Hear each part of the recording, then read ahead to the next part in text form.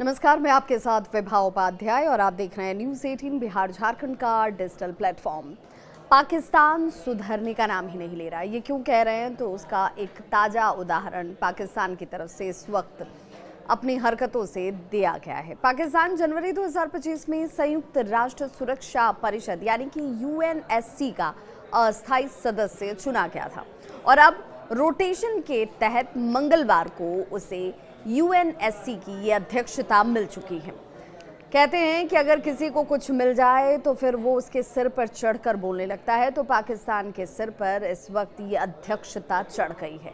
UNSC के 5 स्थायी सदस्य अमेरिका, रूस, चीन, फ्रांस और ब्रिटेन हैं और 10 अस्थायी सदस्य हैं, यानी कि इस अस्थायी सदस्य में से एक है पाकिस्तान भी।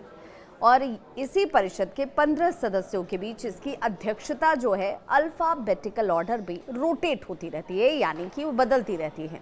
हर सदस्य के पास अध्यक्षता 1 महीने के लिए ही होती है और जुलाई महीने की ये अध्यक्षता पाकिस्तान के पास गई है। अध्यक्षता मिलते ही पाकिस्तान ने भारत के खिलाफ जैसे मोर्चा खोल दिया और एक बार फिर से वही पुराना कश्मीर का राग छेड़ दिया है, जिसे लेकर भारत हमेशा से कहता रहा है कि ये द्विपक्षीय मसला है।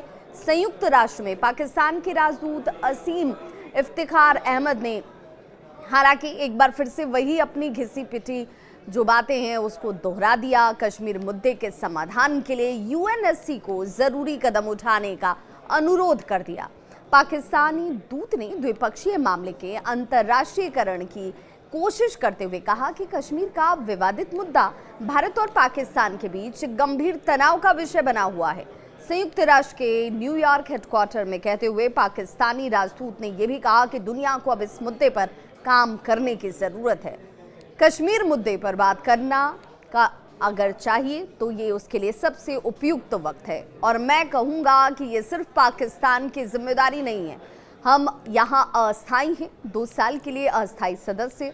मेरा मानना है कि ये मुद्दा सुरक्षा परिषद का भी उतना ही है, खासकर परिषद के स्थायी सदस्यों का, कि वो ऐसे कदम उठाएं जिससे इस मुद्दे का समाधान संयुक्त राष्ट्र के ही प्रावधानों के हिसाब से किया जा सके और यही एक रास्ता बचा है। लेकिन पाकिस्तान को शायद ये बात समझ नहीं आई कि भारत ने 2 टूक शब्दों में साफ कर दिया है कि ये द्विपक्षीय मसला है। अब द्विपक्ष का मतलब अगर पाकिस्तान को समझ नहीं आ रहा तो जान लीजिए 2 मुल्कों के बीच का ये मसला 2 मुल्कों के बीच ही सुलझाया जाएगा।